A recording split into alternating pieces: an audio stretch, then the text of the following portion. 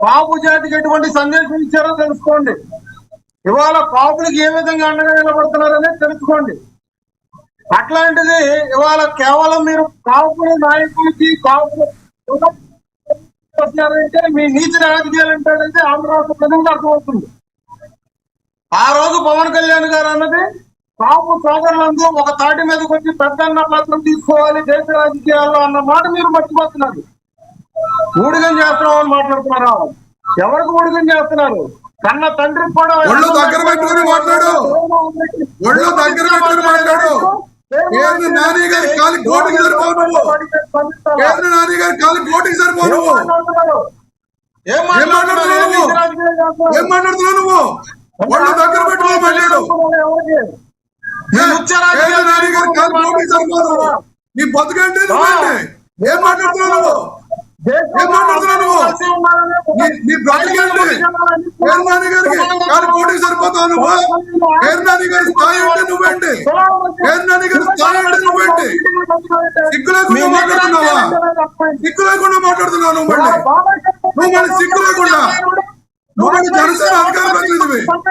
ఒక మాజీ మంత్రిని పట్టుకుని అలా మాట్లాడుతూ నువ్వు మాట్లాడుతున్నావు.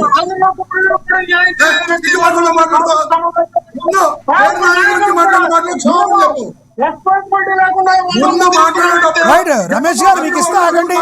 రమేష్ గారు ఆయన టైం కదా, ఆయన మాట్లాడినివ్వండి. ఆయన మాట్లాడినివ్వండి సార్. ఆయన టైంలో ఆయన మాట్లాడండి. అవును సార్, ఎవరు తిట్టినా తప్పే. ఆయన పేరుని నాని మాజీ మంత్రి, ఆయన పకోడీ అంటాం తప్పే, ప్యానల్లో మీరు వెలవాడడం తప్పే. మీరు ఆయన టైంలో ఆయన మాట్లాడండి. లక్ష్మీకాంత్ గారు హుందాగా మాట్లాడదాం, విమర్శ హుందాగా చేద్దాం, మాట్లాడండి ప్లీజ్. రమేష్ గారు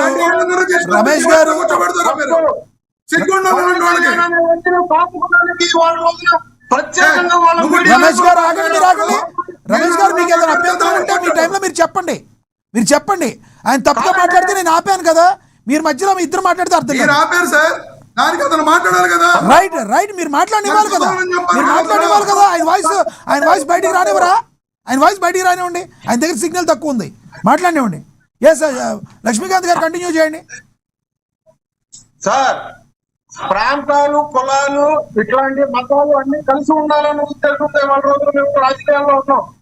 ఆయన స్థాయిని వాళ్ళ రోజున ఆయన పరుగు దండం పెట్టే సినిమా పరిశ్రమ కూడా వదులుకొని ప్రజల సంక్షేమం కోసం నాయకుడు. కానీ వాళ్ళ వీళ్ళు నీచ రాజకీయాలకు పవన్ కళ్యాణ్ అనే వ్యక్తికి వాళ్ళ రోజులు కాపు కులానికి అండగడుతున్నారు. మీకు తెలియదా సార్? ఇంతకు ముందు గతంలో పార్టీ ఆఫీస్ లో మీటింగ్ జరిగితే మీ కులానికి నేను అండగా ఉంటానని చెప్పి భరోసా వ్యక్తి సార్. రెల్లి కులస్తులకి నేను వాళ్ళ రోజున మీ రెల్లి కులస్తులు కుటుంబానికి సంబంధించిన వ్యక్తి ఏ నాయకుడైనప్పుడు వరకు పవన్ కళ్యాణ్ గారు ప్రకటించుకున్నారా? కానీ వాళ్ళ రోజున 2029లో ఎట్లాగానే అధికారంలోకి రావాలి, కూటమిలో సీట్లు తేవాలి, పవన్ కళ్యాణ్ కూటమి నుంచి దూరం చేయాలి. పవన్ కళ్యాణ్ లేకపోతే మనకు వచ్చిన ఓటు రైట్. మీరు చేసే ఆరోపణలో నిజమైతే లక్ష్మీకాంత్ గారు మీరు చేసే ఆరోపణలో నిజమైతే అలా జరుగుతుందని మీరు భావిస్తున్నారా? వీళ్ళు మాట్లాడినంత మాత్రాన ప్రజలు మరి మీరు అనుకున్న సామాజిక వర్గం చీలిపోతుందని మీరు అనుకుంటున్నారా? లేదు సార్, కాపులు ఎప్పుడూ కూడా అంత తెలివి తక్కువ వాళ్ళు కాదు. కాపు కులంలో పుట్టి తాగుబోతులు తిరుగుబోతులు అంత వ్యక్తి వాళ్ళ రోజున కాపు టైగర్ అని చెప్పుకొని చూస్తున్నాడు సార్. ఇవాళ రోజున కాపులకు 10 మందికి కూడా పట్టుమని అభివృద్ధి గురించడానికి 10 మంది కాపు యువకులు ఇవాళ అన్నం పెట్టలేని వ్యక్తి కూడా ఉత్తరాంధ్రాన్ని వెళ్తానని చెప్తున్నాడు సార్. ఏం చేస్తున్నారు సార్? కాపు కులంలో పుట్టిన నాయకులు ఇవాళ రోజున ఎవడైనా తండ్రికి అన్నం పెట్టారా? ఎవడో పెట్టలేదు సార్. కానీ మేము ఇవాళ వాళ్ళు అధికారంలో ఉన్నప్పుడు కూడా కాపు కులానికి ఎటువంటి న్యాయం చేయలేదు. రైట్. కాపు యువకుల కోసం ఏమి న్యాయం చేయలేదు. ఒక కార్పొరేషన్ లోన్లు ఇవ్వలేదు. కానీ వాళ్ళ రోజున కాపుల గురించి మేము మాట్లాడుతూ ఉంటే మేము ఊరుకుంటామా సార్? రైట్. ఇప్పుడు కూడా ఆంధ్ర రాష్ట్ర చరిత్రలో మేము చెప్తున్నాం, కూటమి ఏర్పడడానికి కారణం కేవలం కాపులు 27% ఉన్న కాపులే. కాపు బలగంలో ఎప్పుడు ముందుంటారు. ఇవాళ కూటమి మోస్తున్నారంటే ప్రసన్న పాత్ర పోషించే చేస్తున్నారు కాపులు. అన్ని కులాలు ఏకతాటి మీదకి వచ్చే వాళ్ళు 144 సీట్లు కట్టబడితేనే రాష్ట్ర అభివృద్ధి పథంలో ముందుకు వెళ్తుంది. అదే వైసీపీ కూడా యాక్సెప్ట్ చేసింది సార్. 24లో పవన్ కళ్యాణ్ గారు ఏదో 24లో పవన్ కళ్యాణ్ గారు ఏదో అవుతారని మేము అనుకుంటే ఇలా ఏమీ చేయలేకపోతున్నారని పేర్ని నాని అంటున్నారు.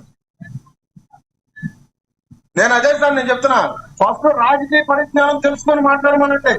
పవన్ కళ్యాణ్ అనే వ్యక్తి గురించి తెలుసుకొని మాట్లాడమనండి. ఇవాళ రోజున వచ్చే 30 సెకండ్స్ వీడియో షార్టేజ్ వీడియో చూస్తే మిడిమిడి జ్ఞానంతో వచ్చి మా దగ్గరకు వచ్చి మాట్లాడితే మాత్రం రైట్ నేను మళ్ళీ మాట్లాడతాం మీతో. మీకు అందుబాటులో ఉండండి. మనతోటి మేడా విజయశేఖర్ రెడ్డి గారు టీడీపీ అధికార ప్రతినిధి, ఆయన అందుబాటులో ఉన్నారు, ఆయనతో మాట్లాడదాం. శేఖర్ రెడ్డి గారు నమస్తే సార్. నమస్కారం సార్. శేఖర్ రెడ్డి గారు, ఏపీలో అభివృద్ధి గురించి మాట్లాడాల్సింది గత కొన్ని రోజులుగా ఏదంట ఆ సాయి కృష్ణ అనే యువకుడు ఏదైతే జరిగిందో, కాపు యువకుడు మృతి అని చెప్పిన దగ్గర నుంచి ఈ యొక్క లొల్లి స్టార్ట్ అయిందని చెప్పుకోవచ్చు. ఓవరాల్గా ఈ అభివృద్ధి గురించి మాట్లాడాలి. ప్రతిపక్షం అయితే అభివృద్ధి ఎందుకు జరగలేదు, ఏం జరగలేదో ప్రశ్నించాలి. ఈ కుల రాజకీయాలు ఎక్కువైపోవటం కారణం ఏంటి? ముందు నుంచి ఉన్న కుల రాజకీయాలు, రాజకీయంలో కులం ఒక భాగం కావాలి కానీ ఎందుకు కులం గురించే మాట్లాడుతున్నారంటే ఏం చెప్తారు? సార్, 2004 ముందు 2004 తర్వాత స్థూలంగా తీసుకుంటే 2004 ముందర ఈ పోలరైజేషన్ చాలా తక్కువ అండి.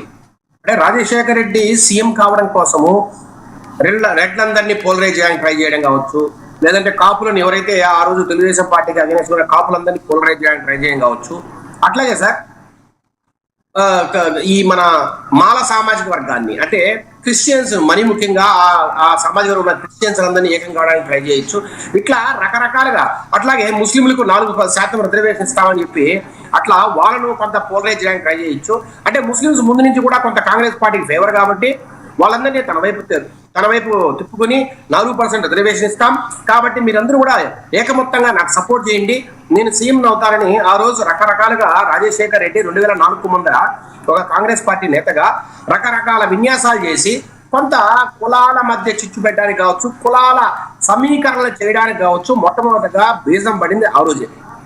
అయితే రాజశేఖర్ రెడ్డి గారు ముఖ్యమంత్రి అయిన తర్వాత కొన్ని కులాలకు అతను కొంచెం ఇతోధికంగా సాయం చేయడం కావచ్చు, రాకపోతే రకరకాలుగా అతను ఏ తప్పు చేసినా, ఏ రకంగా సంఘ విద్రోహ శక్తులు చెలరేగినా ఎక్కడ కూడా అతను పట్టించుకుపోవడం కావచ్చు, లేదంటే వాళ్ళకి సాయం చేయడం కావచ్చు, లేదంటే ఇప్పుడు ముప్పటిగా డబ్బు సంపాదించడం కావచ్చు, రకరకాలుగా వారి కుమారుడు కూడా వైఎస్ జగన్మోహన్ ఏ రకంగా డబ్బు సంపాదించంతా మనం చూసాం.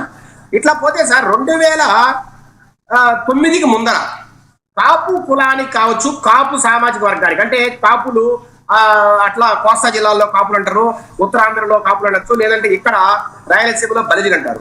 ఈ రకంగా వీళ్లకు ఎక్కడికక్కడ స్థానికంగా ఉన్న లీడర్లు తప్పితే స్టేట్ లెవెల్